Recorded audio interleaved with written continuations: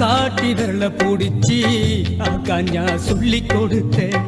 அன்னாடம் புழ குடிச்சி நெல்லு சோறு பொங்கி கொடுத்த களை வெட்டி நடவு நட்டு கால் சட்டை தச்சு கொடுத்த சிறுவாடு சேர்த்து வச்சு சீலட்டொன்னு வாங்கி கொடுத்த கொஞ்ச நேரம் காணலன்னா அங்கமே பதறி நிப்ப